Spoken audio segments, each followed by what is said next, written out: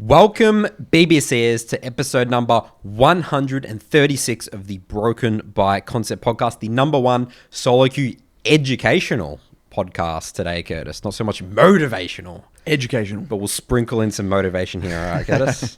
All right, we'll try. All right, Curtis, we're 1 month into the season. Yep. You and I have both hit Challenger over the last week. Yep.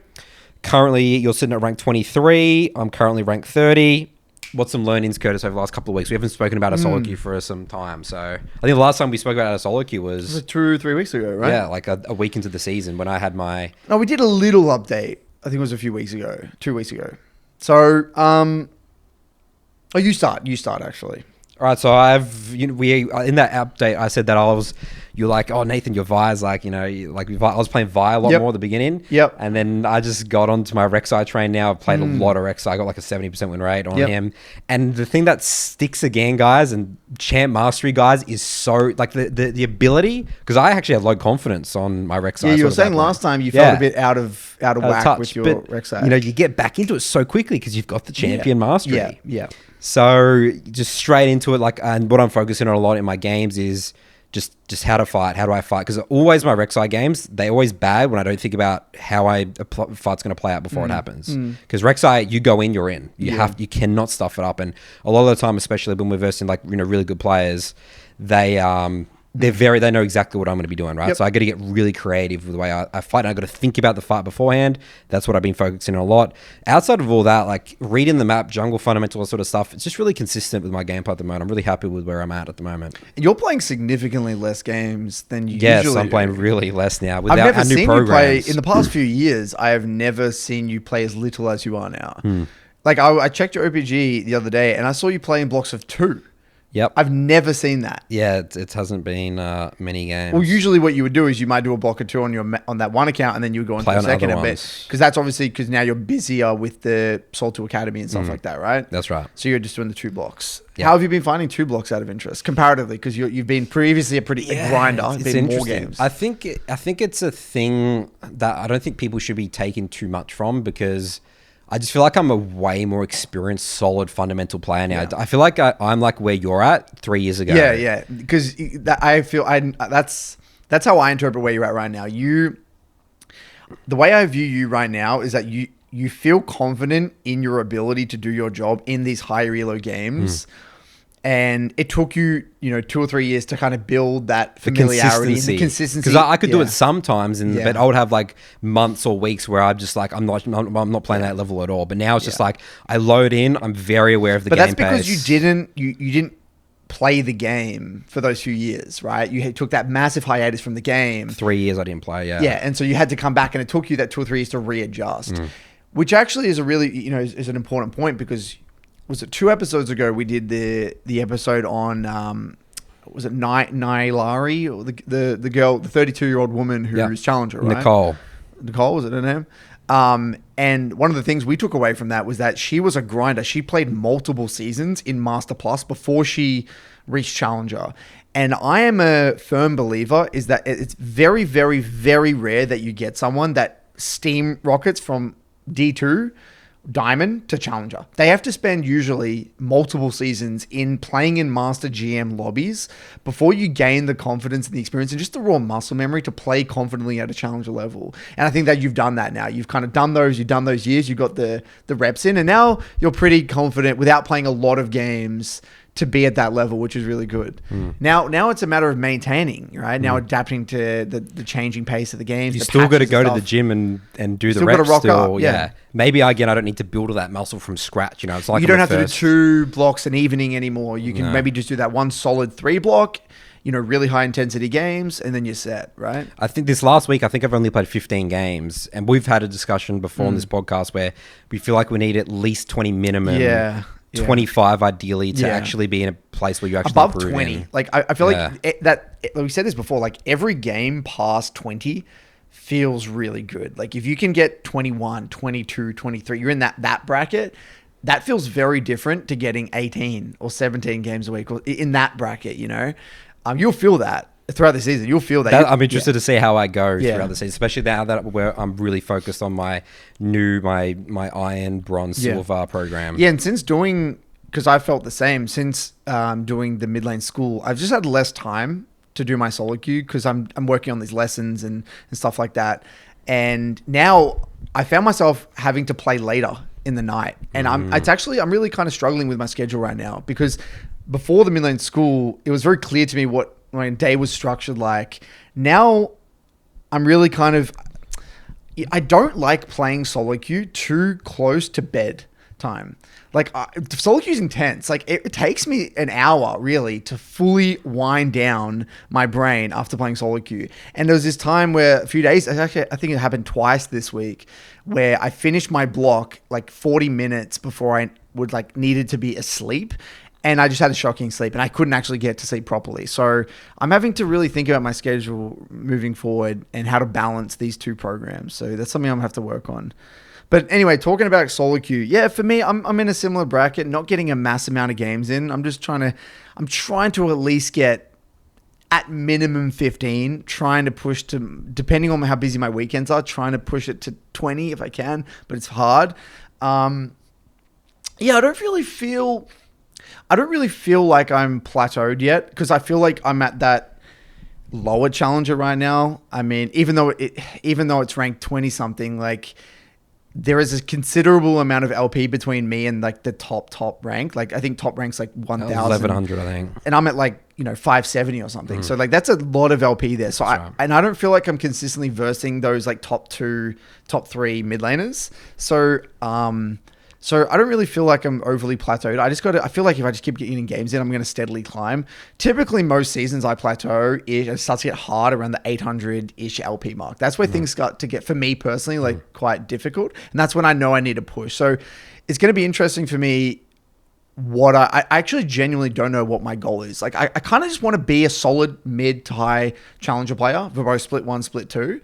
But I feel like, maybe I get there. I might get to 800 and I might be like, I can push depending on how much time I have and how the season's feeling. So I'm just feeling it out for now. I'm kind of just chugging along at my own pace. I'm not really stressing. Already reaching challenger this early on in the season is really, feels good, to be honest. Like I feel less stress. Yeah. Yeah. Because we got to focus on our new programs. That's right.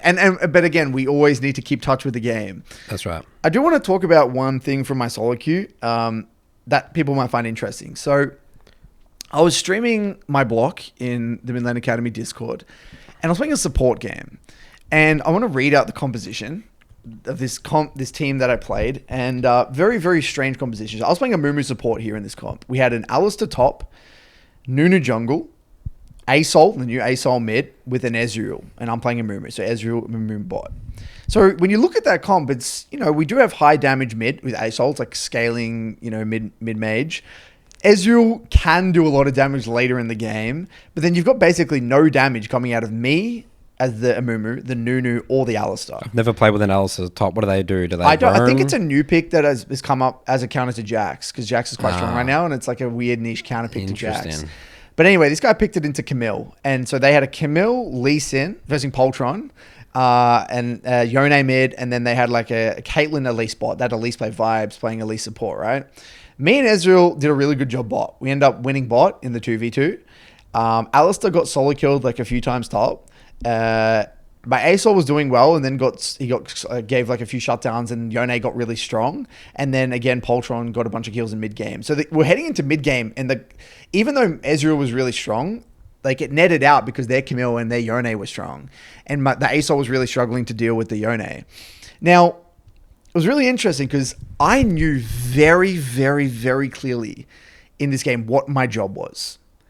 I knew that my entire job was to peel this Ezreal, fed Ezreal.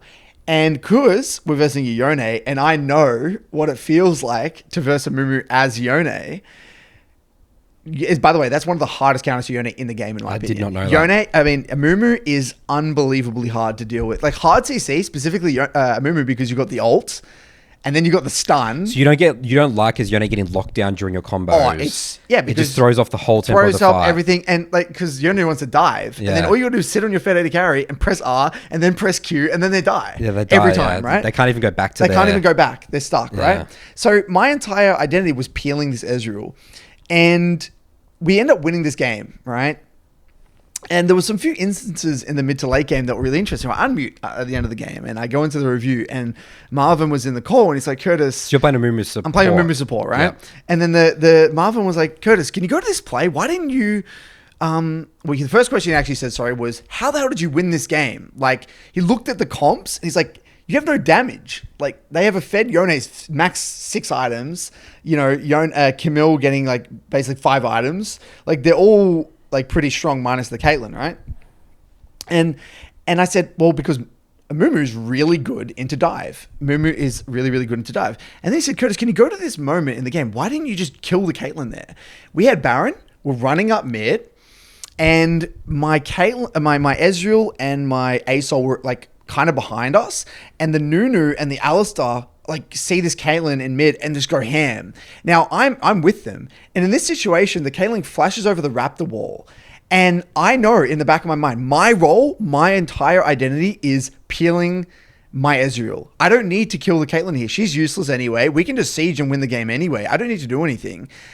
And I didn't have the information to make that play. Like, they're all missing. They could be here behind that wall, and we're just split from our damage dealers, and then we're screwed, right? You engage onto the enemy Caitlyn, and then suddenly we're all in the and then, they're all dead. We're all dead, right? Because you weren't peeling. We weren't peeling. That's right. And he's like, wow, that's so interesting, because I would never, ever, ever say no to that play. Like, he's like, I would have 110% queued on that Caitlyn, flash over that wall, and kill that Caitlyn. But I'm like, dude, that is not my role in this comp. And then there was so many situations in that game where he's like, yeah, that's why he said, that's why you're challenger. That's why you're, that's the difference, because he's a high diamond player. And he's like, that is the difference. That's what I talked about. I'm ultra clear about my role. Doesn't matter if it's support or mid, whatever.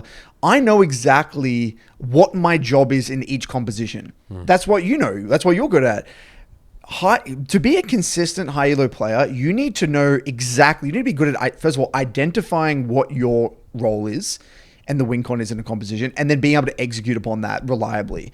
So the point that I'm trying to make is that, if you aren't clear about your role inside of a composition or what your job is inside of that composition, you need to really figure that out, at least in the review, because that's going to shape how you're going to use your ability. That's going to shape everything. There are games with Rek'Sai that you win, or Vi that you win that you probably shouldn't win, but because you're ultra clear on what you need to do. I remember there's a game I versed you. I think we still won, but you made it really hard to win because you're playing Vi, and you just saved your ult for me as the Yone on top of the 80 carry. That's all I did right. And that feels really annoying because and I'm like, oh yeah, he's really intentionally doing that. Like, you're not getting baited by all the things that you could go for. It's like, I have one job. I'm going to press R when Yone goes in, boom. And then, and that's what makes really scary players. They just know exactly what they need to do. And that allows them to say no to the crap and the bullshit that's kind of happening around them. There's also a principle as well I want to break down of that situation where you're the Amumu and you could have killed the Caitlyn, but you decided to peel. So you can actually you can mathematically put it out, right? Like, okay, you're going to be denying Yone doing 3,000 damage basically, right? Let's say, and then if Caitlyn, even if she survives, because she's low HP, she might max get 2 auto attacks off in that fight after that, and she's not even strong. She's behind. All right, so maybe she's doing 400 damage after that chunk anyway. So again, if you actually think about math, it's actually very logical and it makes a lot of sense. And that's what a lot of people don't think about in League of Legends. They only think about killing people, but you actually think preventing about damage. Preventing damage is a really important principle. Damage you're dealing and then damage you're not taking. People think that a fight's happening, I've got to smash all their abilities, their buttons. But if you really break it down, you think, okay, if I just prevent this person, who's the most fair person, doing all the damage, we actually just win all the fights. We just win the game. Really important principle to follow. Yeah, and I just think, and I loved his reaction because it was like, wow. Because he was so confident. Like, the way he said it after the review, Marvin was like, Chris, why didn't you just kill? He was ready for me to say, oh yeah, I just messed up. But then I said what I said. He's like, wow, you're just thinking on a completely different level to how I view the game. I didn't see that. And now knowing it, oh, wow, that actually makes so much sense. That's what I love, because it's that's the reaction that I want them to have. Because, when we play our games, we talk about our games. That's a really good finding that he can take into his future games. Absolutely. Do I know my role in my comp? Yeah. And should I be diving? These are important questions that you need to ask yourself. So yeah, I thought that was just a cool little story there. Love it. Yeah. I've got a few things to talk about. Did you want to start with your topic? Yep, let's start with mine. So talking about role and the way you sort of fight, I have Wojciech in the Saltu, who is pretty much been working with him on his Olaf for a while. He almost got to Grandmaster, but he is on EUS, but he's sort of been struggling a bit recently with his He's an Olaf one trick. Yeah, basically an Olaf one trick. And he's trying to expand a bit more because we sort of figured, okay, Olaf is not really good in some games. Like, Olaf can be a really bad pick sometimes. So being a one trick, by the way, if you want to climb through to Challenger, being a one trick's not a good way to do it, in my opinion. Like, you can do it, but it's on hard mode, in my opinion. Actually, quickly sidetrack. Did you say that Jamaican banana, that Ivan one trick in NA? I don't know. I know who he is, but I haven't. So this guy's been playing Ivan like exclusive. Like he plays it through every time. Like he will do jump from like 100 LP to like challenge. That sort of stuff. So he goes up and down. Yeah. So he recently got rank 1 playing Ivan AP in NA. NA, yeah. Yeah. That's crazy. It's crazy, right? Like who the hell plays IEP Ivan? That's a great example again of playing your way and figuring it out, like figuring out how to adapt and all that. And he's like going death cap and stuff. I've never even seen this before. Because he'd be thinking on a level that we wouldn't even be able to comprehend. No, that's right. Like, with the champion. He's thinking about like all this crazy shit that we have no idea. He's been playing the champion like no joke one trick, like 4 years, like no matter what he plays it, dude. Yeah, I respect that. And now recently he gets a ban like every game in NA SoloQ at the moment. So and what does he do? I don't think he has a seal to complain about on Twitter. Right. So. Well, that's one of the downsides of being a one trick, right? That's right, yeah. Especially when you know everyone, right? Yeah. So going back to Wojciech here. So he said, how do I learn a champion with different role play styles than my comfort champions? He goes, my friends are saying I play every champ like I play Olaf. And where I wanted to approach this angle, I want to get your thoughts on this, is that there's 5 roles in the game. All right. And we can't underestimate how much we like wire our brain to thinking about threats, range, melee champs versus range champs, being a mage versus it completely changes you. People don't realize the muscle memory they're generating in terms of their view of fights. Let's say you're playing a champ like Olaf, right? Especially with he's probably more the extreme end of like, you, as a melee champ, you just ult in and you can ignore all CC and you just fight a certain way. It's if you've been playing that for years or months, right? And you've only been focusing on that. Imagine how that is so difficult to break, like that lens of like how fights or like your role, like your job is only to imagine going from like my job is only to kill the AD carry to now I'm playing an AP mage mid and I had to think about my threat and my zone control. That is massive. And people think that, again, I think it's the disrespect that it's a game or like you're a high low player. It's like, oh, I can just waltz to another role and suddenly I have all this muscle memory because I know how to play fights. It's like, no, you only know how to play fights that one way. Yeah, this is what I say specifically about one tricks is that, again, I mean no disrespect to one tricks. This is just how I view it. Is that if you are a one trick and you get to say 600 LP Grandmaster in EU, yes, you are a Grandmaster. You're in Grandmaster, therefore you are a Grandmaster player. But I would say you're actually a Grandmaster Olaf player. I wouldn't say you're I wouldn't say you're a Grandmaster jungler. That's not how I would view that person.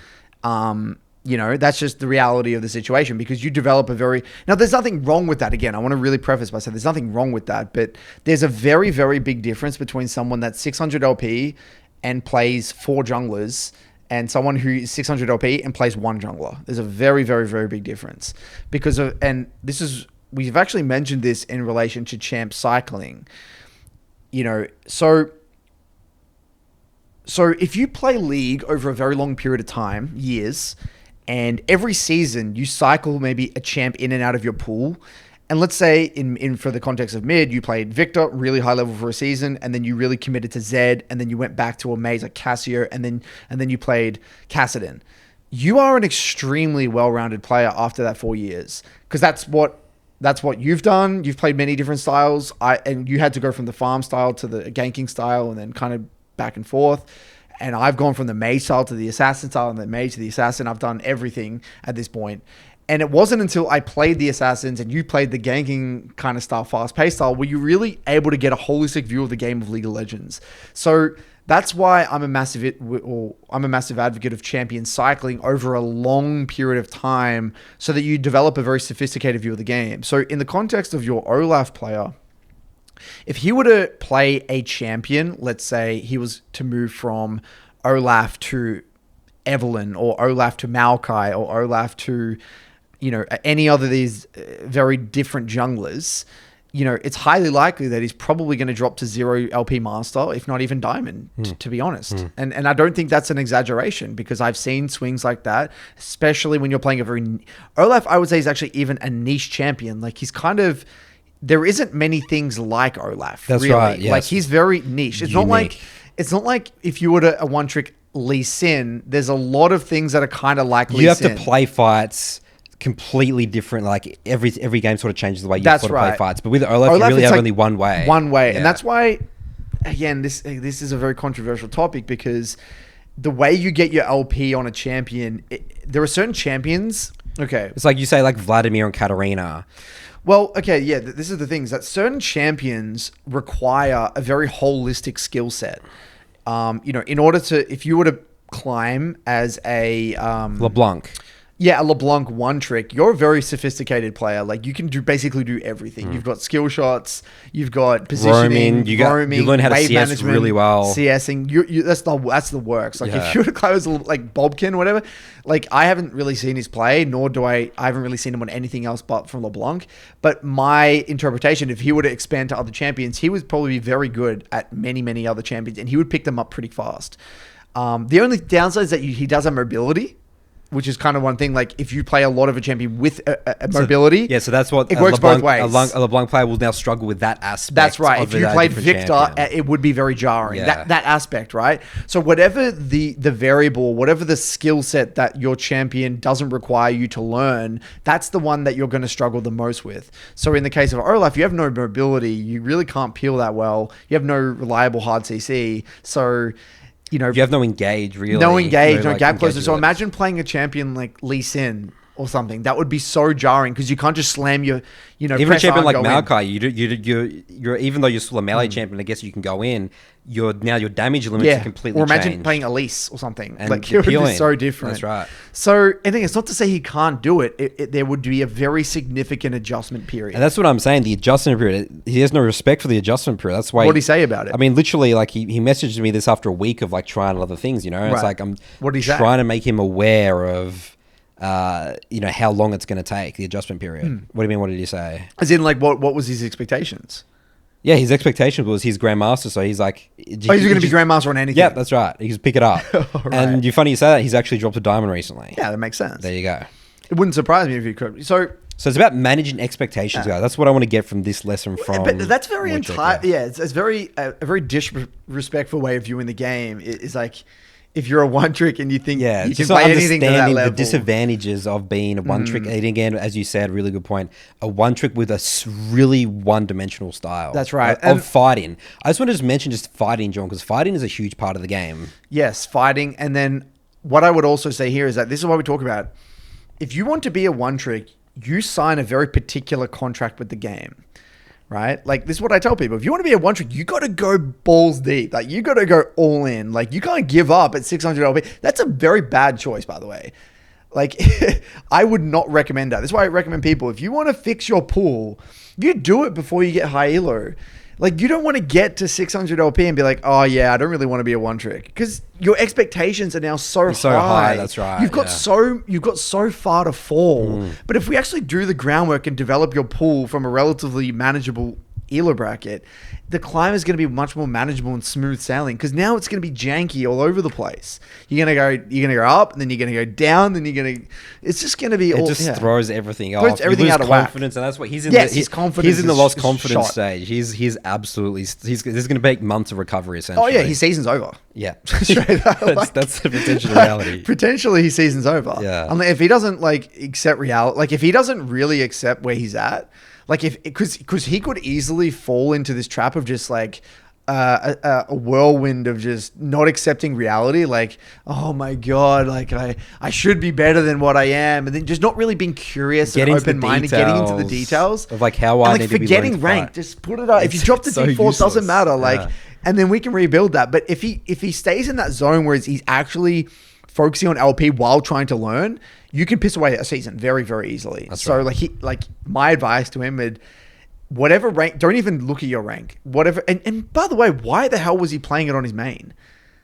That's a good question. Like I would learn a Smurf account is for learning champions. Yeah. Like you should do your first 40 games, especially if he's a one trick, on another champion before putting it onto your main. You're still going to drop to Narnia, but like you'll come back up. At least then like it won't be as jarring because, dude, imagine you got on your team a 600 LP Olaf one trick and they're first timing Elise. It's like, dude, get out of the game, dude. What are you doing in my game? You're just trolling everyone. So, yeah.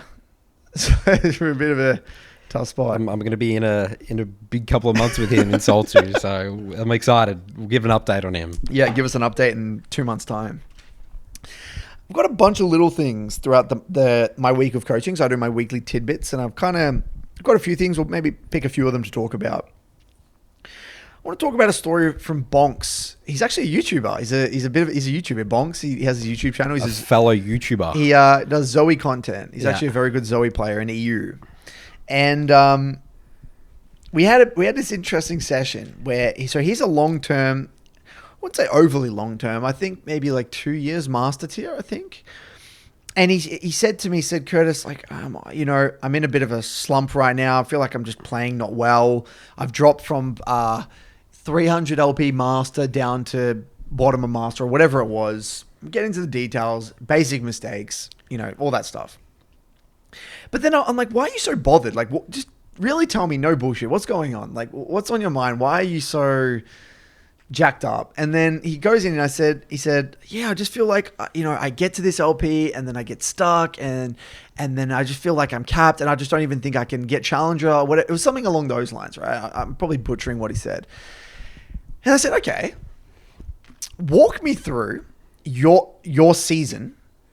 Walk me through the start of last season. Walk me month by month. What did your season look like?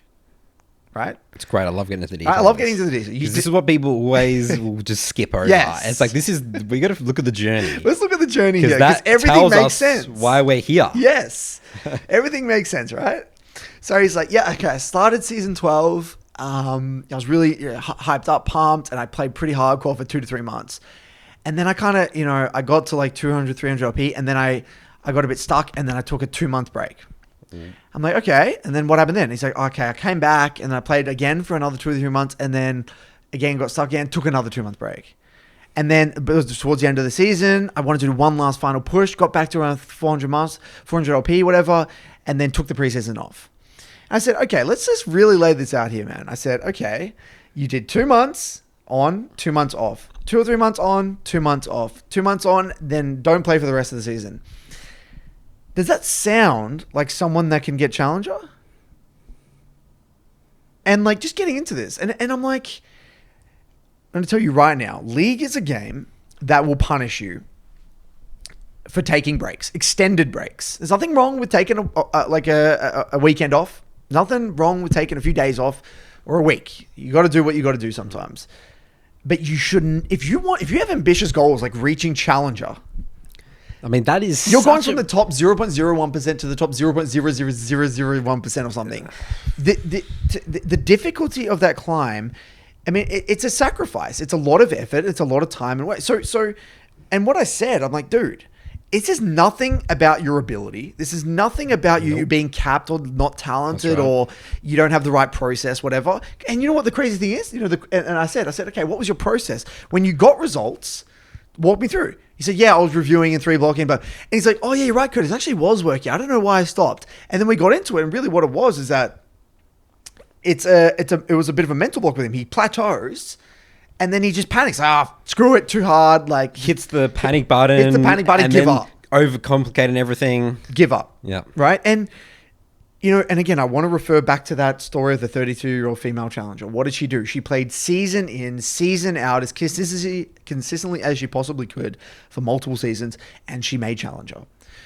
For Bonks, there is no doubt in my mind that he could easily be a challenger player, but not easily, but he just needs to put in the work consistently. It wouldn't have been easy to even be in the run-in to be a challenger player. You're confident that he could be in the running for Yes, it. because you can tell he's a just sticks gamer. to it. He's a good gamer. Yeah. You know, he has good hands. There's no reason why he couldn't be there. He's got a great champion for that. He's always great in SoloQ. Like, there's no reason why he couldn't be a challenger player.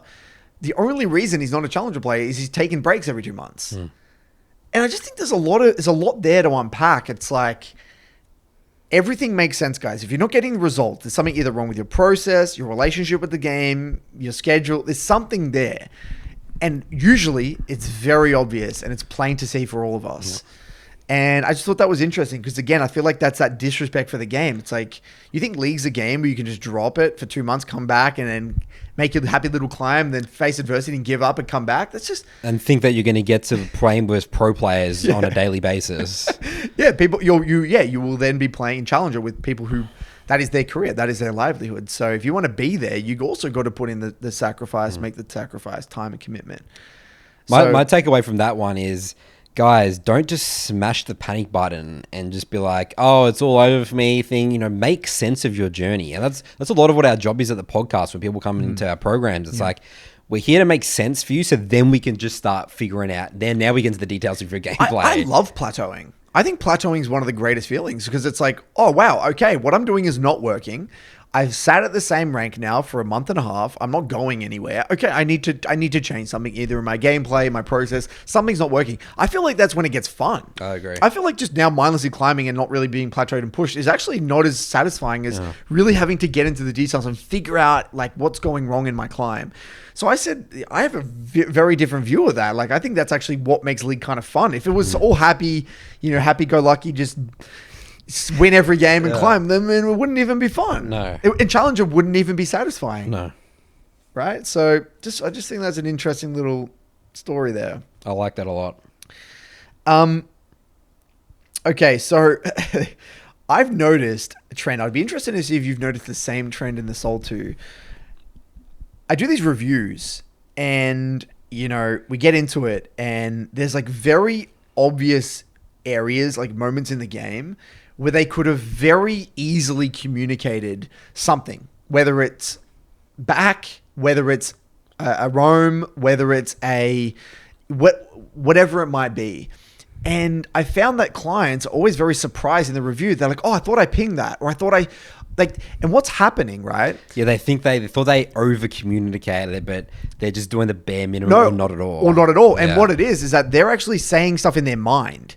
Like this is all their internal dialogue. It's like this guy's, you should be backing off now, but this guy's expecting him to mind read. Yeah, and so it's very interesting. And this is not just a one-off. This is like happening consistently where clients are surprised. Like, wow, you're right. Holy shit, I actually didn't say a single thing. I didn't ping a single time. And looking at it in the review, it's like, it's not very confusing. You can see why this person went in here, or you can see why the team fought here. You didn't say a single thing. You're coming out of your base, literally not doing a single thing, saying a single thing, and then rocking up to a lost fight and be like, okay, well, you didn't communicate. The point of communication is not that everyone's going to listen, because people are going to tell you to fuck off. They're not going to listen. They're going to ignore you.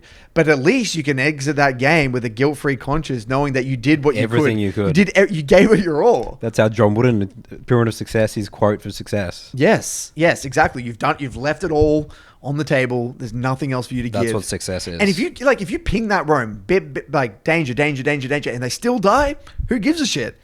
Right? You gave that person all the information that he needed. That's out of your control. That's a good feeling. So I just want this to be more of like a bit of a reminder that I'm sure people out there can just be doing a little bit better of a job of communicating. Even if you think you're communicating well, I think there's always room people for improvement. Overestimate how much they're communicating all the time. Do a combination of typing and pings, right? You don't have to have chat on to type. Just mute all. You can still type into oblivion. And pings go a very long way. And I get into this argument all the time, by the way. People come back at me and say, Coach, people don't listen. People don't listen to pings. Bullshit. Like, I think 90% of the time, or 85 to 90% of the time, people listen. They do. Have you experienced it like that as well? I say that if you ping well. I'm saying if you ping well. Yeah. I'd say, so let me first backtrack here, because you said, is this a trend for that I'm finding? Yeah, have you noticed this? It's interesting. And like, no. Okay. And I think that the reason... it's definitely something I cover sometimes, right? But I'm thinking about it more from a higher ELO perspective, though, for my SoloQ Black clients. Yeah, Diamond this is Plus. a high elo as well. Yeah, we're talking Diamond okay. Plus. But I think that that's the different nature of jungle and mid, because as a jungler, you're sort of the one that's like starting these situations. You're the one doing it, you know? kind of. Right. Like versus, because, you know, like let's say you got a mid lane, like a mid lane is never going to be getting like, you know, running in, like, you know, so Right. I think that's the difference. It's just a role Interesting. difference. Right, you communicate less in a way because I feel like the jungler's the one doing all We're the shit. the ones ruining the game. Yeah, you're the one ruining the game. We're the yeah. ones that should be getting pinged back because we're invading when there's no priority, Yes. or like going in or not. Yes, Identities going the in fights, and when you need to be bad. peeling. Yes. And that That's actually is a why. really great segue into this VOD. So same client, we're talking about communication, and he's playing Casio, and he had the win con was so simple. It was like you just got to sit on the neutral objective, make them come into you, like start the objective, like make them like just be at the dragon. It's really that simple. Just don't run at them, right? Shout midwave, move in, get your vision. Create that. I always talk about it in terms of Casio. You want everyone to come in a funnel. So you want everyone to come in from the one direction. You don't want anyone coming from any sides or behind you. You want them all to come in from that beautiful angle, right? And he rocks up to this play, obviously a little bit late. He hadn't communicated that well, but that's okay. He goes in, and then Wukong jungle on his team just goes in, like forwards into the choke point, kind of towards the blue buff. Where he's on, they're at the dragon. He's on the blue side team. And they're like setting up, they're about to like do the dragon, and the Wukong just engages in that choke point towards the blue, which is terrible because no one can follow. No one can follow. Right? And then what happens is that Wukong ult kind of goes in, and then you see the Wukong kind of like going back, because I think the Wukong kind of realized, okay, this maybe wasn't the best engage. But then instead of the Casio pinging back and walking towards the dragon, he actually walks forward. And then he sent a message via his body language that he wants to fight that. And so the Wukong re-engages and goes back in. And this led me into a whole different monologue about body language and how you can influence people's decisions through body language. That is something that I talk about a lot, about body language. If you're a jungler hovering a laner and there's 3 people rotating, you're encouraging your laner to stay there. Even if you think it's like, I pinged him to back off, but it doesn't matter. Your body language is still If you telling. walk away and ping, like a drop of back ping, and you walk away, then way more likely to listen to you. That's right. But if you're pinging back, but you're walking forwards, mixed signals. They're looking at your body language. They're looking at you. And it's actually subconscious. Yeah. Because they think, oh, this guy's walking forward, I should walk forward. And I said, I guarantee you, if you dropped a back ping, didn't walk forward, walk backwards, I could already see the Wukong was already walking backwards. He would have walked backward. He would have continued to walk backwards. And so body language and influencing people's decisions through body language is something that is, I would say, quite underappreciated. And it's very not really spoken about that often. I would say I literally would be saying that at least 3 times a week. I think it's more of a jungle thing. About how your body language is, because you're hovering and stuff like that. Yeah, you're hovering right? and potentially ganking and stuff. All the ones starting fights, it's like, okay, Yes. It's like, you're looking to start a fight here. Your laner wants to go to the side lane to get minions, but they're stuck here. You know, you're losing farm here. Stuff like that. It's common situations. Yes. I out of interest in the SoloQ, you know, with when you're like, say with your lower elo junglers, do you try to really simplify it? And like, say for example, there's like an invade and it's like, they could do it. But it's like, it's just like, it's not necessary. And you have like you have a clear win con and you don't need to do this play. Do you recommend your clients to just take I wouldn't say conservative. I mean, I guess conservative, but like, just keep it simple, black and white. Like, do you try to do that with your lower elo clients? So you're talking about for in the invade sort of situation? situation? It could be any instance. Just like, okay, I'll speak specifically in reference to one of my clients, Milk Puddle, who's playing Pantheon. The way for Pantheon, it's a very, very black and white type champion. It's like a fight is good or it's great or it's shit. There's no in between. Like, Pantheon's very clear what Pantheon wants. And there was like this play where like he's trying to do too much. And I'm like, dude, you can actually just do way less right now. Like, you don't need to go to this river skirmish. Like, that play's over. He's like, oh, but I might be able to clean up and stuff like that. I'm like, let's just simplify. Your ult's coming up in 10 seconds. You've got a beautiful win con through bot side. Let's just leave that and just ult bot. Like, let's just keep it really black and white simple. Do you ever like, is that something that... I'd say the most simple one, I mean, the jungle is really... for a lot of jungle champs, like Wukong R, like your R's, like that's a really simple way to structure your Like game. reference points, It's right? like, yeah, that's the reference Yeah. point. It's like, okay, well, now's the time for me to hit my camps. Because people like, I feel like, But laners, again, I think it's a different as thing as a mid laner, because you can always be doing something. You're always interacting and I feel like fighting. we always, but a jungler can like go into a shell and just wait for their ult. You know? I just feel like I love simplifying the game back to reference points.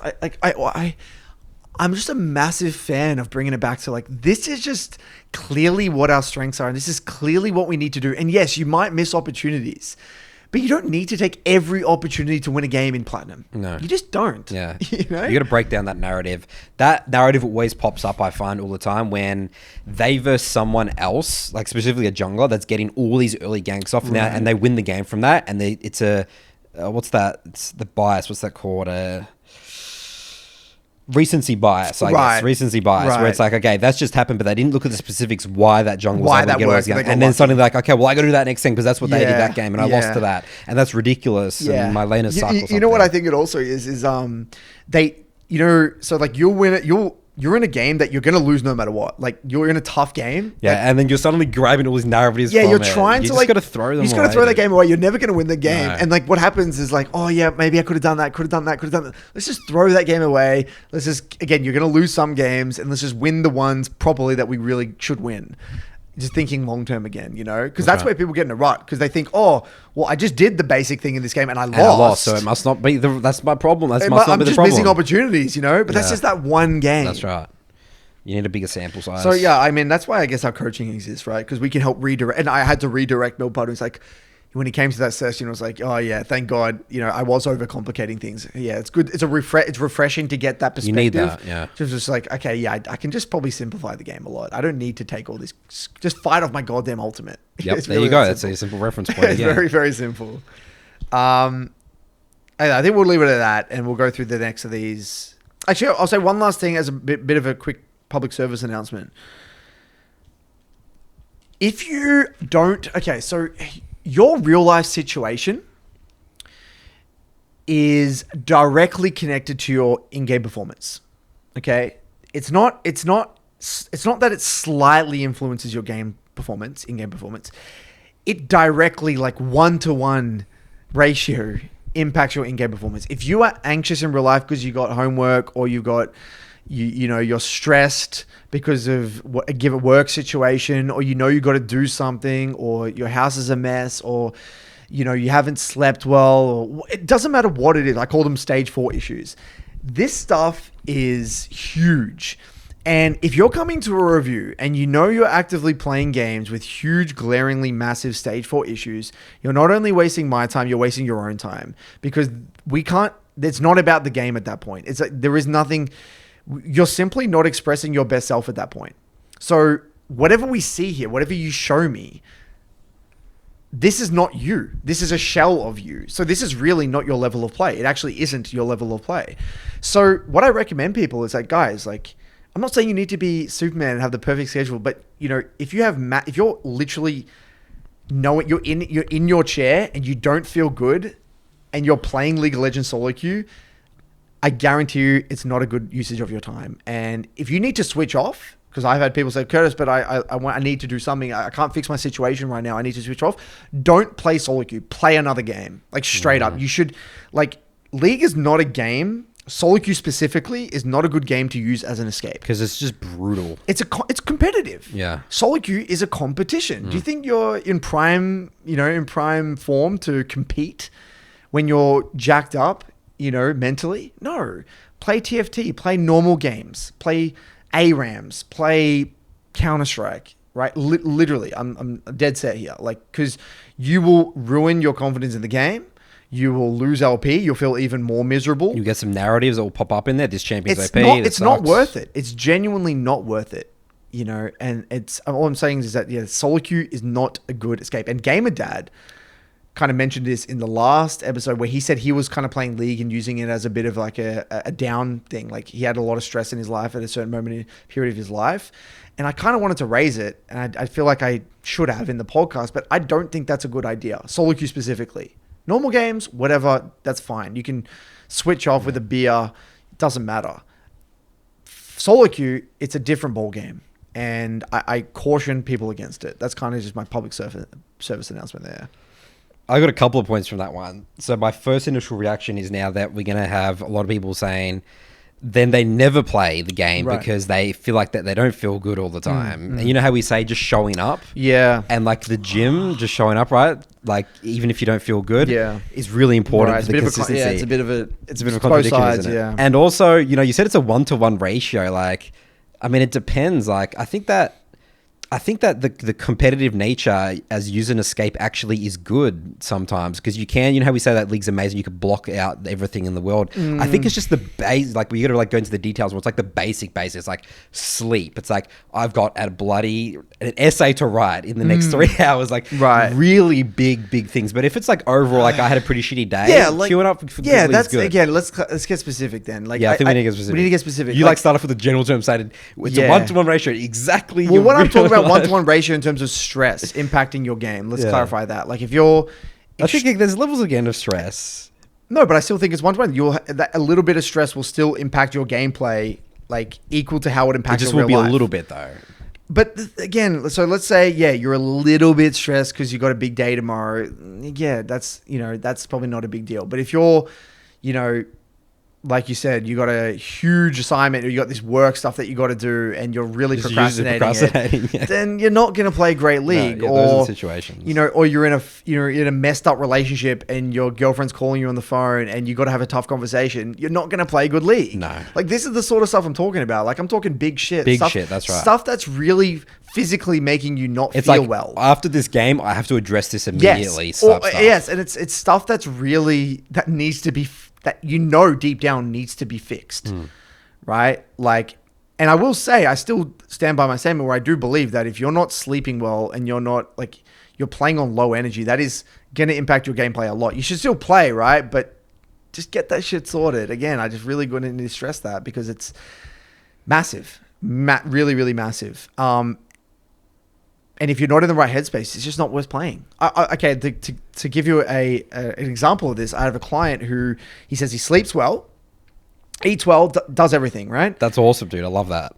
And just by nature of his day, he is a programmer and he has a lot of spare time at home. He does a 3-block and he got into a situation where he felt pressured to do a second 3-block. And he actually didn't enjoy the second 3-block and he didn't feel good doing it. Like he actually didn't have fun and he didn't want to play that 3-block, but he had like a narrative that he had to push hard and get games in and like, get shit done, and like, push himself. And he actually went backwards. Like he was getting worse. Every second block he did, like it would undo the work he did in the first block and he would just basically get worse and lower his confidence. And again, if he was just aware of how shit he felt playing that second block, then of course he would have known that it's probably not a good idea to play that second block. Yeah. So just like, again, if you're feeling like shit playing the game, let's just keep it simple as that. Let's just simplify. If you feel like shit playing the game, don't play the game. Unless you're the type of player that has ranked anxiety and you don't play enough of the game, then that's a different story. I'm honestly fine with that guy, dude. Like, playing that this is where we disagree. Yeah, like, because that's the stage that I went through. Like, I did a lot, but I feel like that... Okay, I mean, it definitely can be used maybe poorly. You create all these narratives. Think about that. He's working a 6-hour day as a programmer. He then does a 3-block. Yeah. He doesn't have the mental capacity. That's why he's not having fun. Yeah. Because it's stressful for him because he doesn't have the energy, the mental energy to get that second block in. And I know you did your shitty little second account thing. Yeah. That I just still to this day disagree That's my low with. intensity account stuff. And that's where we kind of differ. I think that was great for me. Like, yeah, you do lose confidence, you explode season, but I feel like in the long run that actually might have benefits. I don't know, but that's... Yeah, that's where, again, you have your theory, I have my theory. That's where we kind of part ways there. Yeah. I would never recommend someone to have a second low intensity account. But that's what you did and you got results with that. But then would you have got results anyway just by only playing 3 blocks on that main account, right? So, but I'm just happy that he's getting good sleep and eating. Like that's the tick. That's all I really would rather him, but I said to him, I would rather you do one really intense 3-block. Maybe if you have energy, do a 4-block. Don't play at all that second block and do something else. Yeah. So that's where we disagree. You would say play the second block. I would say not play that second block. It depends on the level of shittiness you feel, I think. No, I don't even think it's even that. I think even remotely shitty. Really? I don't think a second block is necessary. Okay. I think if you're playing over 4 games a night, it's not necessary. I agree with that one. Definitely not necessary. Yeah. So if you play the 5th game and that probably would be a waste of time. If you do an intense 3 block, dude, even then, like if you're getting an intense 3 block 5 days a week, that's 15, and then you do 3-3 on a Saturday, Sunday, that's 21, right? That's a great amount of games. That's all anyone needs to do if it's a hobby. Yep. If you're getting into the second 3 block, that's a shit ton of time as well. It is a lot. It's a lot of time. You're like a pretty hardcore player. That's a hardcore commitment. A 3 block is a good 2.5 hours, right? Yep. That's potentially upwards of 5 hours of your day. a day. Yeah, it's big. It's big. Yeah, when I was doing 2-3 blocks, I was basically a hardcore league player. Yeah. So yeah, I mean, look again. I don't know. I don't have all the answers. This is my theory. That's your theory.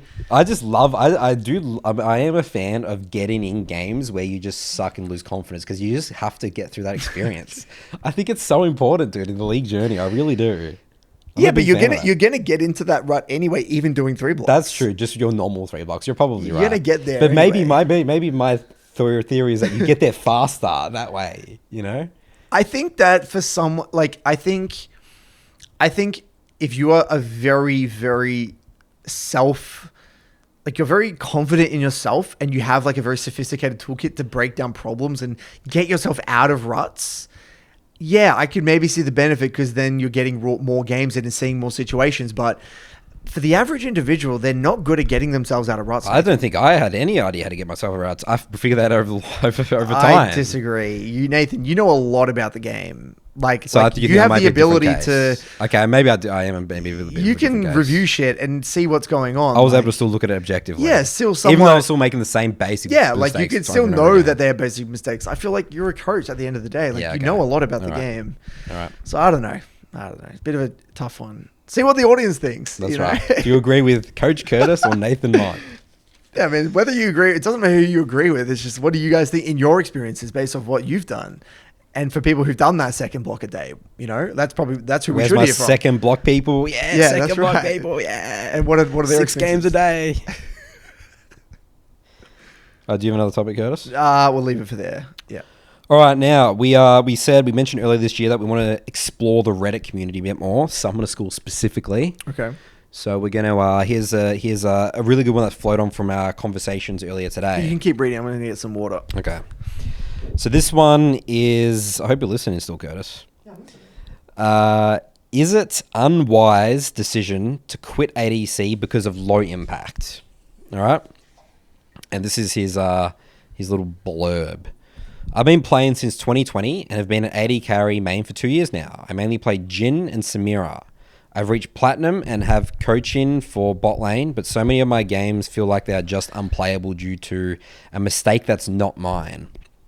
I'm extremely tired of a support not listening to pings, roaming at wrong times, or taking a stupid trade that forces us into a bad position, and potentially contributing to a feed that makes me unable to do anything impactful for a large amount of the game.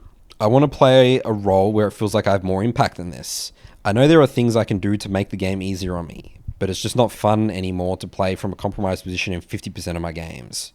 It does, however, feel like this would be making a lot of hours played wasted by moving to another role. All right, so that's what this is not impact, and then there's so many things that are out of his control. Yep. All right, so here's my angle, Curtis. Mm-hmm. All right, my angle is, so every role has, and every champion has moments of the game that are really impactful and moments they're not, right? I guess people really maybe put too much emphasis on the early game. Like a lot, it's like that's when people like give up if someone's intent or something like that early. Like, and this is where you really, going back to our conversation, understand your role and like how to win games. If you're an AD carry player, right, you hard carry win games at 3 items, right? That's like a general like rule of thumb, right?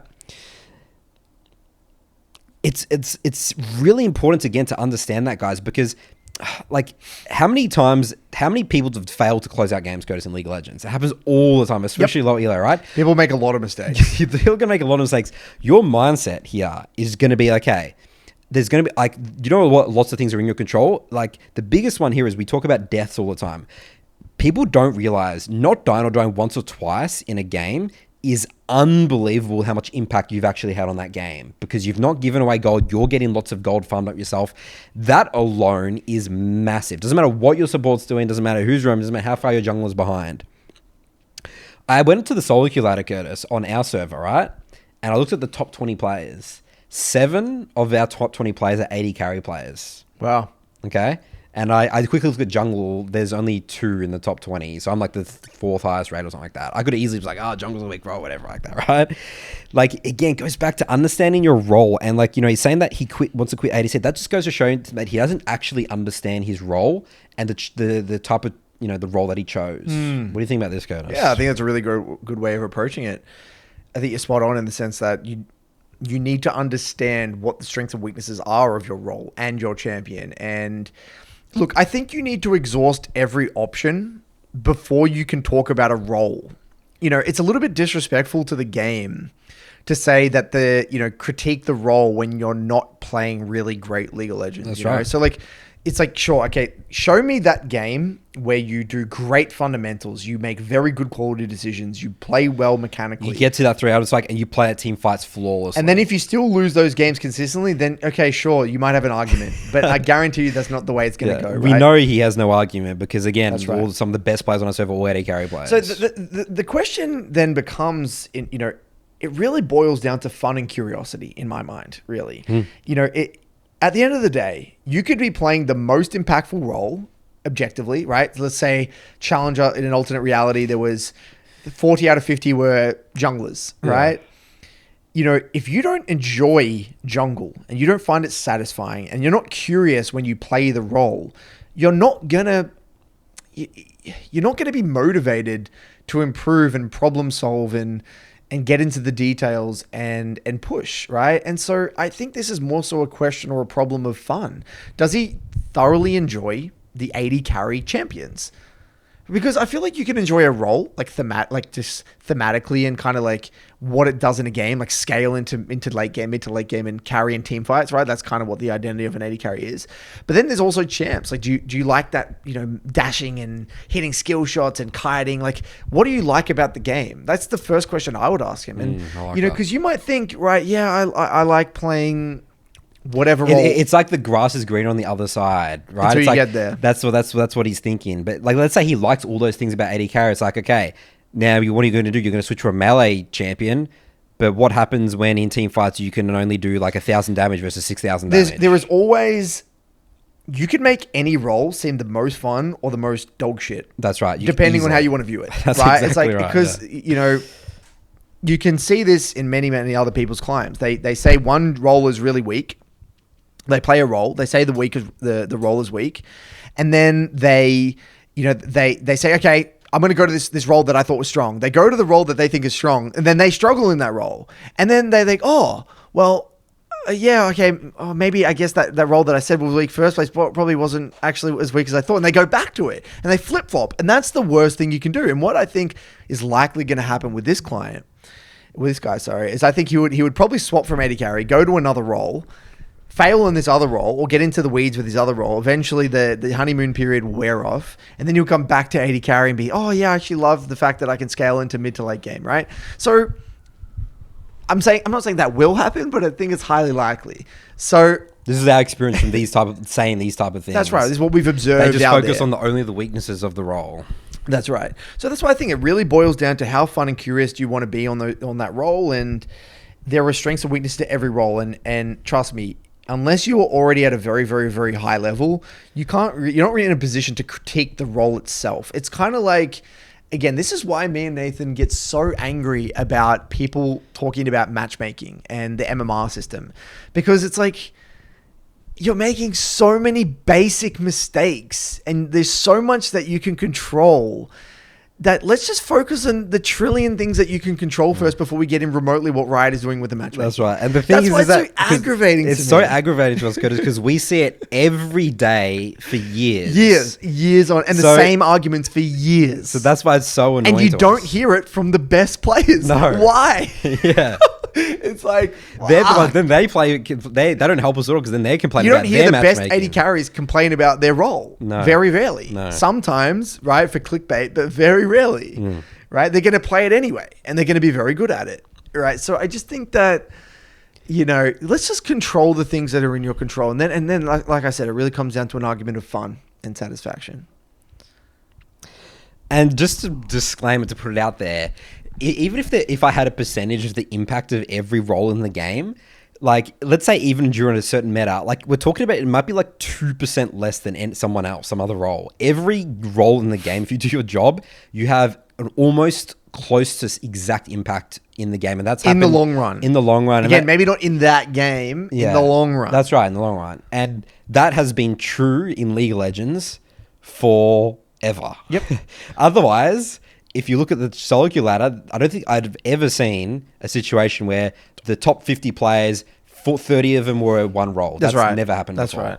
Right? Yep. It might skew sometimes. Yeah, it can skew sometimes, but it will always come back the other way eventually. Yeah, it's like, for example, for us, our server is like 7 AD carries and 3 junglers. Like, I mean, it's still like somewhat, it's not completely out of the ballpark, That's a sample size of 20 people. And then it will come back. Like the 80 carries a week, and then they buff 80 carries, and it's a rotation. The leagues, think of League as this giant system, and it's just rotating around and slowly adding parts to it. Imagine like this like giant factory, and it's kind of like this conveyor belt. And then it's like things are getting added and tweaked along the way, It's just this giant sophisticated system, and it like loops around, does like a 360, and then you're just somewhere on that loop. Yeah. We go through the 80 carry phase, then we go through the jungle. Jungle's broken. Oh my god, Karthus Eve, and then we go back to mid. Oh my god, Yone and bloody Kassadin, and it's just That's right. The cycle goes on forever. It's just a continuum of just wherever you want to plod yourself, where you are on that conveyor belt. And people think it's like the difference between like, okay, if I'm an 80 carry player and quote unquote 80 carries a week, that's the difference between platinum. I could be challenged or something. like we're talking like it could be at max maybe 150 LP difference, like maybe 100 to 200 LP to your skill level. Like right. it's so we see that minuscule. Like you play a champion that's really strong in the meta, you get like a boost of 200-300 LP. Yeah, that's about it. And then boom, it's gone anyway. That's right. When the meta shifts. And again, that's like let's give context. That's like the difference between gold 4 and gold 2, gold 1. Yeah, and like honestly, like I'm getting, we say this time and time and time again, and I'm not saying like tying back to the Riot thing, I'm not saying that Riot's matchmaking and MMR, it's not like it's perfect. There is no such thing as a perfect system. No. It's pretty darn good, but I'm not saying it's perfect, but like, god damn, let's let Riot do their job. They're pretty bloody smart from that Froxon interview. They're thinking on a way higher level than any of us are thinking. I couldn't take Proxon's job. No way. And they've got a very sophisticated team. And yes, they make mistakes, and yes, they're not perfect, but like, let's just focus on the things that you're missing, like basic CS. You're dying to basic ganks. You're resetting on 2,500 gold, dude. Let's just fix those problems. Yep. And they're way more fun to focus on rather than things out of your control. That's the thing. I would hate the game if I was thinking about that all the time. I know, it's terrible. miserable. And that's the vibe I get from these messages. It's like, this just doesn't sound fun. No. It's just, it does not sound fun. Doesn't sound fun, does it? Like we're having a blast with SoloQ. Yeah. We're having the most fun we've ever had. Yeah. And we've played the game for ages. I know. And everyone else around us is saying, "Oh, this sucks. I hate the game. I hate people Riot." that get it though, they have the most fun. That's what I've loved seeing in the MLA and the Saltu. It's like we see these players that get it and they get the message, and once they get it, it's like I'm having so much fun now. That's right. We've heard that millions of times. That actually makes it all worth it. Like I view there's like thousands of people that are having a miserable time, and then you just take one of them that is having a miserable experience to having a fun, like a great hobby. Like that makes the whole podcast worth it. Just like one, really, like a handful of people. All right, let's jump into Mailbag now. All right.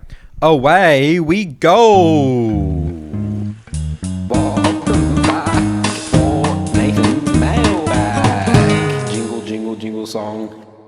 Alrighty then. Our first email here is titled, "Realizing I can never go pro. Coming to terms with talent." Hey Curtis and Nathan, this will be a letter on how I failed and a question on how I can learn from this life lesson and cope with my failure. As a child, I was never good enough for myself. I went to a very high-end private school. Every report card had your rank and mine, your classmates attached to it, and even though mine wasn't bad, I was almost dead last. I love video games and exclusively online competitive games. I played CSGO when I was 10 and always got shit on, but I loved it. I was super drawn to RTS and MOBA games as a kid, but I couldn't comprehend them. Whether it be school, video games, or sports, I was not talented. When I was 13, I religiously watched Overwatch esports and fell in love with it. Esports was my dream.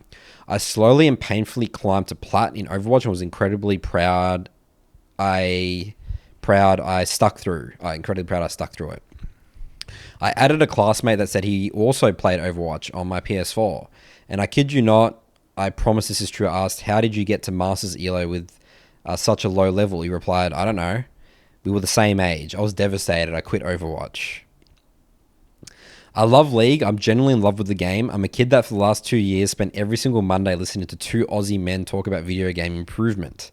I've done the reviews. I've read books on stoicism, psychology, David Goggins. I rarely shift blame on my teammates. I do the blocks. I play exclusively Aurelia and Akali with the support Mumu secondary. Every day I reflect and have dialogue with myself and try to grow and learn. Every week I try to learn from you both. Here comes the problem. I'm obsessed with esports. I'm Platinum 2 in League. I know I can never go pro since I'm 16 now and showing no signs of talent. Was I really just not born good enough? I've tried harder than anybody else, but I just didn't possess the talent. I've always known that my dreams were impossible for me. It was obvious from the get-go, and now that I've gotten a clear, resounding no, all I'm left with is a feeling of failure. For context, I haven't joined my mid lane. I haven't joined the MLA since I wanted to see for myself how far I could get. Okay. Well, I appreciate the transparency there. It's very open email. Very open. So he's 16, Curtis. Well, and he's dude, Platinum 2. You're again, put it in context. Platinum 2 is very good. Yeah, but you're a great player. No, I would say you're a pretty bloody good player. If you're Platinum 2, in percentages, right? In terms of, was that top 10, top 5%? You're already very, very high level player, right? I don't want to deny that. Look, okay, where do we start here, Nathan? So I think that the biggest thing that has bugged him, obviously, is a really thing that's ingrained, especially from early ages. When he was 13, he had that Overwatch guy come to his house, and he said, "Oh, Masters," and he doesn't really try at all. And he says, "How did you get this?" I don't know. It's just easy. That's probably really stuck with him around the conversation around talent. Well, look, okay. The thing is, I'm still conflicted about this. I don't have an answer to this, and I think this is something I'm gonna have to figure out for me as a coach. I get emails, people similar age, like, I want to go pro. A lot of the time, I don't know how to answer it because on one hand, at that age, even at 16, you can still push. Like, I'm not saying you should do it. I'm just saying it's possible. You would have to make insane progress over the next 2 years, but I just don't feel like I want to encourage it. And for multiple reasons. Number one, I don't even think being a pro player is a good choice for many, many, many people. And I feel as though if you say you have that goal of becoming a pro by a particular age or getting a particular rank by a particular age, I haven't ever seen that end well. Right? I've never seen that work. Like, I've never seen someone say, I got to get this rank by this date. Because that pressure builds up, and I just haven't seen anyone be able to... The doubts kick in, that sort of stuff. And the reason, though, there's a very clear reason to this. I think you compare League to that of, say, again, the NFL. There's a lot of young kids that want to be in the NFL when they're like 15, right? Or NBA when they're like 14, 13, 12, right? The thing is that these sports are very old and they're very sophisticated, and their training programs and regimes are very sophisticated. They have a very good idea of what skills you need to develop and where you need to be by what age to be a pro. Like, they give you things to do. Like, these drills, you got to be playing at this level by this age. You got to be able to do this. Like, they can weigh it down to percentages. Like, you're hitting this amount of shots, you're doing this. Because they've had like all those years and the thousands and thousands of people to sample size to see. That's right. Like, they have a very sophisticated system. So you can have that goal as a 15-year-old kid and you won't feel overwhelmed because it's like, you just got to rock up and do what those coaches say. And you're either going to get there or you're not. And you're going to be told very early on it's going to be very... And it won't feel bad. It's like, I had a crack. But in League, you don't... the SoloQ journey is a very personal thing, and in a way, you're kind of left to fend for yourself and really try and figure it out. On your, I mean, he said that he wanted to figure it out for himself. He's enjoying the MLA on the intention. And the thing with League is that we are still, what me and Nathan are actually trying to do here, we want to be the pioneers in League, is be able to develop a program and know exactly what you need to do to get from A to Z. We are so far off that. Right, we're not even close. Really, we're decades away. We're literally decades away from it, because those sports have been around for decades. We've got like inklings of things that, like, okay, we probably, that needs to be in there somewhere. That needs to be done. That needs to be learned. But we don't know in what order and how to really learn these properly in the most efficient way. We can't tell you that because we don't know, because the sport is so young. It's been around for 13 years. So becoming pro in this day and age, in its current state, is really a shit ton of luck and a shit ton of talent. It really is. Yes. As shit is to say. And the people that make it are the ones that are typically young, talented gamers that through blissful ignorance climb their way up to a high elo bracket without really overthinking it, and then get to, say, a master or a GM and be like, you know what, I'm actually pretty close. I'm actually pretty good. I want to go to the next event. Now they get a coach. Yeah. Or now they do something, and then they make that next push. That's how 99.9% of players go pro. The only one I know of that hasn't done that is Will. But remember though, I started working Will at Diamond 1. Right, so he was already a Diamond 1 player by himself. So that's another great, I mean, it probably fits in that narrative as well. Yeah. So that is why it's so difficult in its current state. Now, it might be different in 20 years time, 30 years time. It will be different in 30 years time, but in its current state, that's just the way it is. And so the sad reality is when kid messages me and say on Twitter and say, Curtis, I want to go pro. I'm 15. I'm this rank. I'll say, look, keep playing SoloQ, have a bunch of fun. If you somehow manage to get to master tier by, 17, 18, then you have a crack. You can have a crack then. You can actually really get serious with your coaching. You can, do it properly like Will did and with you. And then you have like one shot.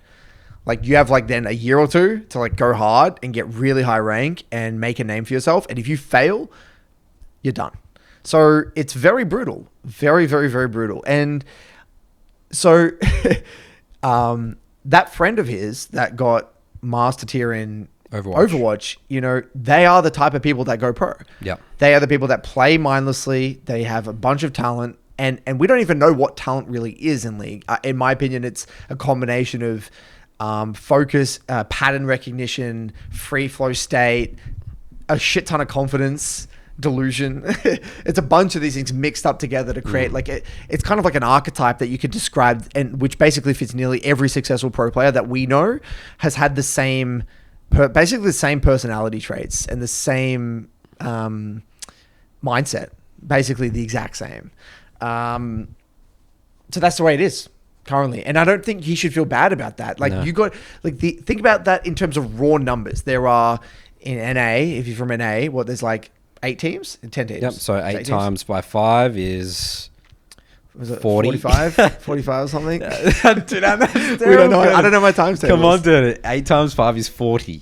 Okay. All right. So 40? Oh, 40. Okay. Okay. If it was 45, that's 9 times 5. Well, you're the times table I was the times tables guy. But you're throwing me off because you're making me doubt myself. I never learnt my times table at school. 8 times 5 is 40. Do I need to get the calculator out? I'm going to go. If I imagine if it's wrong. If we're wrong, it's embarrassing. All right. I got to do the calculator. No, I got to use my hands. I do this. Oh, no. 5, 10, 15, 20, 25, 30, 35, 40. You're right. Thank God for that. God help me. Everyone's going to unsubscribe. Right? That's going to be clipped. Someone clip that, dude. Curtis trying to do.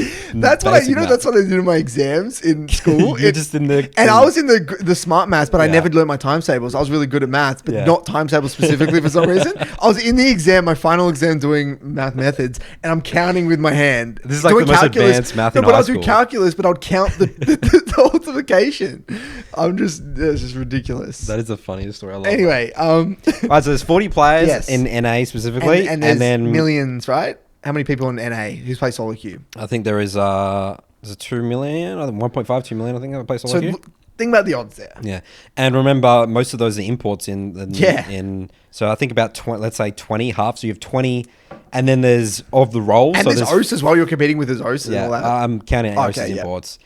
So now we've got the 20 people, and then there's 5 roll. roles. Think about your roll, right? And then Curtis, 4 times 5 equals 4 times 20.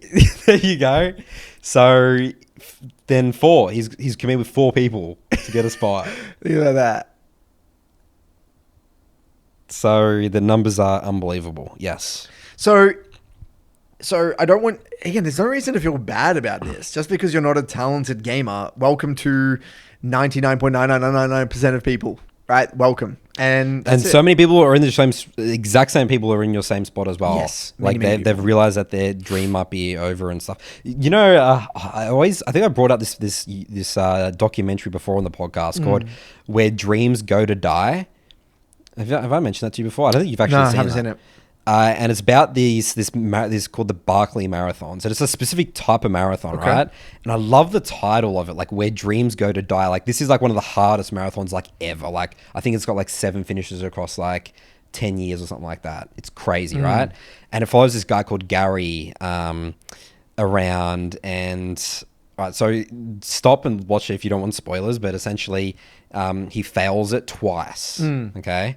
And just seeing just the pursuit of like, and the failing of like putting everything you've got into something and knowing, like, again, John Wooden's definition of success of knowing you've done absolutely everything you could. There's such a powerful scene. It wasn't Gary, it was some other guy that they were like in the top 2, like close to finishing, and he's on like the last leg and he's like, you know, a couple of hours away from finishing, and you just see this guy, right? I don't think I've ever seen before someone who's literally like a zombie. Like they literally, you could tell this guy had put absolutely everything, beyond everything into this. And then he like go to do the next leg and he just like walks up and he's like, again, he's just a complete zombie. And then he just goes to the ride and just sleeps on the road because they're so sleep deprived after like 40 hours of no so it's an ultra marathon, I'm assuming. Yeah, something like that. You're like up for like 60 hours or like that. And like, again, that guy pursuing that, even though he failed, like feeling that, being so close and like that, like it's such powerful lessons because he asks here, like, what is the lesson there? Like, I think that's the human experience of like putting everything into it. And even if you fail, knowing like I could live with myself with that, you know, like knowing that I've squeezed everything out of it. So I definitely recommend you guys watching that documentary. It's like only an hour. It's on YouTube. It's got like 3 million views. Where Dreams Go to Die. And that's what I view SoloQ. SoloQ is a place where people's dreams go to die. But, you know, thinking of like, you know, people put everything into it and still fail. Yeah. I'll be honest, like, I feel like I've only done that a few times in my life. Like, I feel like 2017 with Direwolves, I feel like that year I did everything I could. I genuinely think, look back on that year, 2017 specifically, I don't think I could have done anything more that year. Like I did everything, and given at that time your current knowledge, at that current time, yeah. like that obviously where looking I was back, you'd be like, okay, I could do more now, but like at that time, and we you know we happened to win, but like I don't know. I'll be honest, I don't know what it feels like across a long period. Do you know what it feels like to do everything you could have done over a long period of time? I don't think I've ever experienced. I don't think, and failed. No, I've never done that. No. The only time I've actually given it all, I was happened to succeed and win, but I haven't failed. I don't know what that would be like, but so I can't really comment about what that would feel like. I know what it feels like in a SoloQ game, right? I know what it feels like to give my all and fail, like, which is kind of like a mini. It's like kind of like a mini thing, but. There's a shame in that. That's what John Wooden... Yeah, again, John Wooden's definition of success. Success is peace of mind, which is a direct result of self-satisfaction in knowing you did your best to become the best that you are capable of becoming. That's it. Like, if you can... This is what I tell people as well, like, who want to go for Challenger and stuff. It's like, if you look yourself in the mirror at the end of this year and say, look, you know what? I did my 3 blocks throughout the year. I did my reviews. I rocked up the sessions. I stuck to a small champ pool, and you still didn't make it. There's nothing to feel bad about. Like you did what you could, right? But if you pissed away and took a break for 2 months, and you know you're not gonna. That's actually, in my opinion, that feels worse. That's why I never look. When I look back on my pro career and actually as a player, I don't like thinking about it because I know that I didn't. Like, I feel like I could have done way more. And I actually don't like thinking about it. I actually filled with a lot of regret, to be honest. When I had the opportunity to really push as a player, I didn't. So, you know, I have to suffer those consequences, you know, shoulda, coulda, woulda. But in the case of him, I think he shouldn't even feel that bad. He's done what he sounds like he's done everything he's done. He's tried his best. Obviously didn't get the result that he wanted to get, but you know, you're young. You can do a trillion other things. The experience of trying and failing at that age, I mean, you're already light years ahead of other people. And we've said this before on the podcast. People that try and fail and actually that aren't talented typically end up in better positions than other people that are talented in the long run. Yeah, the non-talented people typically are the people that become the most successful because they learn to problem solve and they're more self-sufficient and they learn to push when other people give up. So I guarantee you, what was his name? I think it's a Chinese name. Xiao. So yeah, Xiao, like I think for you, you know, you have a massive advantage over other people when shit gets hard. Like when you see, you actually hear this all the time, and I'm gonna actually, I can't remember where I heard this, but it was like a lot of people who try to get into like those elite colleges in the US. Heard this somewhere where everyone is now like talented. Like if you can get like in a way like, and then to then perform within that top class, you got to then put hard work on top of that talent because now everyone's talented, everyone's smart. And so in a way, if you just cruised your way to get into that college, there's many people have said this, that like they struggle. They actually then will drop out and they can't handle it because they don't have the work ethic or the ability to push when shit gets hard. So in his case, even though he's not talented at things, we're all not talented at, when heaps of us aren't talented at a bunch of things, right? Majority of people aren't talented at a lot of things. When you try to do something in your life later on that requires a lot of hard work and everyone's on a level playing field, who's going to come out ahead?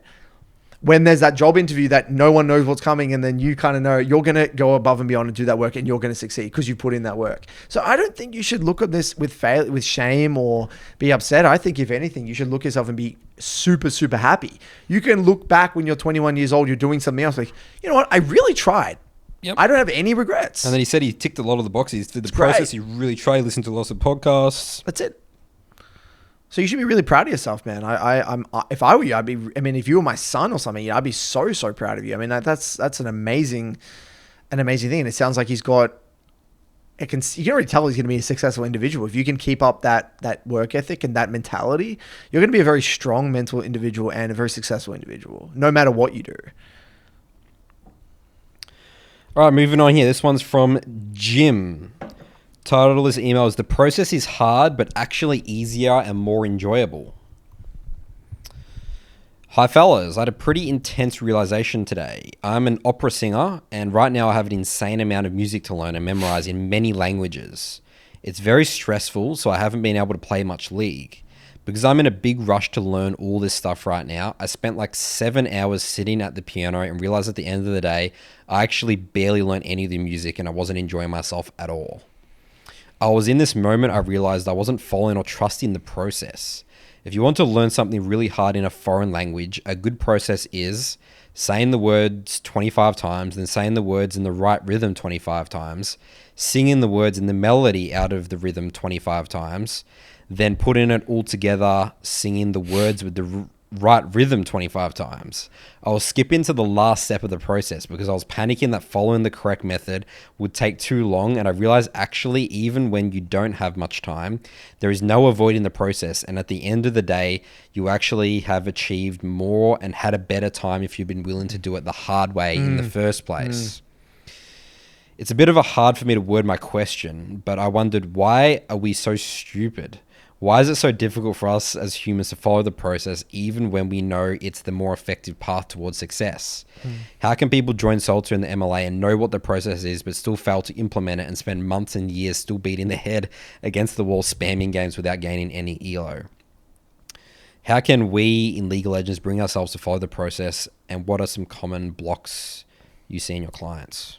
You know, we had a very, very short conversation after the gym the other day, and I said...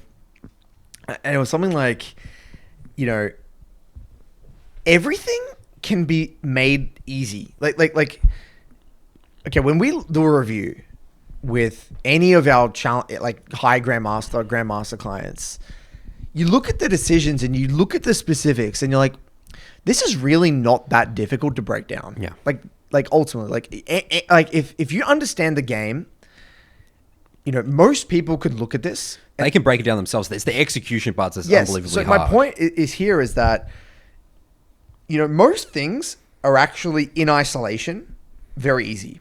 Even doing a 3-block on one day, very easy. Doing a 3-block for a week, right? 1 day a week for a week, it's really not that hard. What's hard is doing that for a year, for 3 years, for 5 years. Humans are just so bad at thinking long term. We are drawn and by gimmicks and tidbits, whatever the hell it might be. We just want to do anything to avoid the hard work, really. We're trying to find a shortcut in everything and anything we do.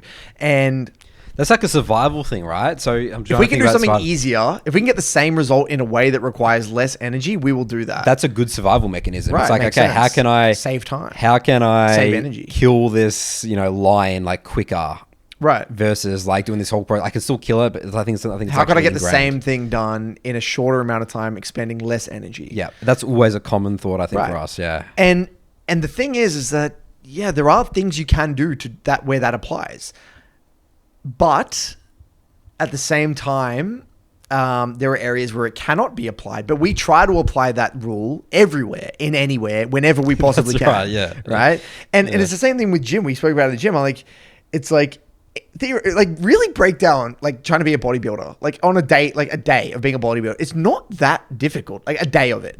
Like you could do a really hard workout and you could go to bed early and you could eat that crappy meal for one day. What makes it hard is doing that for years. That is what makes it hard. It's the dedication and consistency that makes it hard. And it's typically the hard things that produce the most results. Like a squat is going to produce more results than a leg press. Right, that's just the reality of the situation. But people want to do the leg press or whatever because it's easier than a squat, right? And they think they can get the same results when you don't. So tying back to league, most of our clients that that are looking for a quick boost in LP or a little trick, they will get weeded out and they will leave the program because they don't get it, right? And the people that get it and the people that stay are the ones that like they learn to enjoy the process. They learn to think that this is they're now thinking in time spans of years rather than thinking in time spans of months or weeks or a patch or a season. They're thinking in multiple seasons. And when you switch that time frame and thinking in seasons and thinking in terms of patches or weeks or months, that's when everything changes. That's when everything changes. Everything becomes it actually becomes easier. Like you said, for us, it's actually easy. Just rock up, do the 3-block. Don't even think about too far in advance. Let the problems come to me. I'll fix them as they come up. Just keep going, keep my head down, keep the head down, and then look up at the end.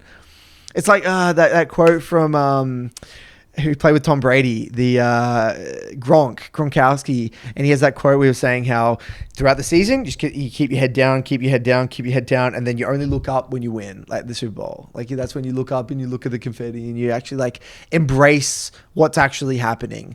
But what the process has led to. Yeah, but when you're doing it, and even when you're up into literally playing in the Super Bowl as well, you're still just head down. What do I got to do now? It's like, again, this quotes from every elite athlete. Kobe Bryant, when he's doing running, he says like, all I do is he's like, how do you do that? And I just look on the ground and just look at the next step that I need to take and just focus on the next step. I don't look into the horizon to see where I got to go because then I know how far I got to go. It's too demoralizing, much. Yeah. Demoralizing. I just got to look down at my feet and I just got to go one more step.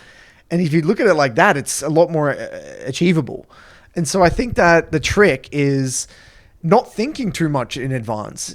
And when you get into a rhythm, and I guarantee you with the opera training, like once you do that, get over that first 10 minutes, it will just be mechanical. It's just like, I'm doing it. And then 2 hours flies by and you're like, shit. Sitting down and doing the process is starting is hard. Yeah. Starting is hard. That's right. And that's why routine and schedule is so important. When you first start going to the gym, it's hard. It's really hard. But you do that for a month or two, not that hard to go to the gym, really. It's like, it's just a part, as long as it's part of your routine and you're going on a same time on the same day, then it's just a matter of just, as long as you're waking up in the morning, you're going to go. then that's it. And it's not that difficult. It doesn't require much motivation.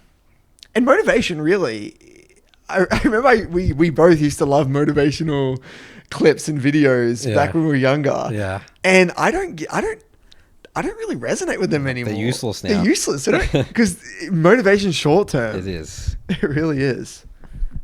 So, yeah, the advice is just think about what you got to do today, now. Don't worry about too far in the future. And then after you've done a week, then you reflect. It's like, okay, what's happened this week? That's a better way. Kind of like reflect in the past. Don't try to project in the future.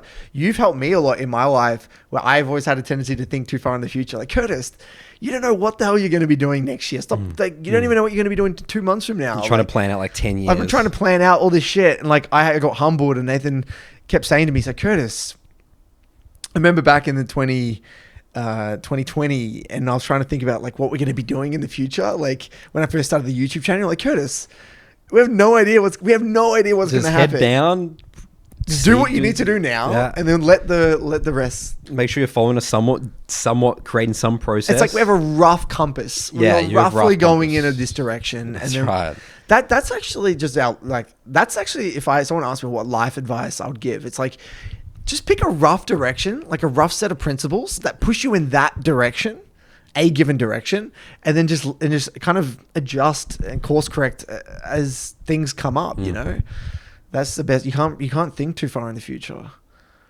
But yeah, it's a great question though. It's a great little story as well. Thanks for that, Jim. That's awesome. It's really cool. We always learn so much about other fields. You know how they practice and stuff like that. That's fascinating. There's so many. I love these because there's so many parallels. Like every sport, every endeavor, hobby, if you're pursuing mastery and trying to get good at anything, it's the same shit. It's like this opera singing, basketball, League of Legends, piano. It doesn't matter what it is. It's the same thing, which is really cool. All right, well, that's great for us to end on. That's it, guys, for this episode. We'll see you next week.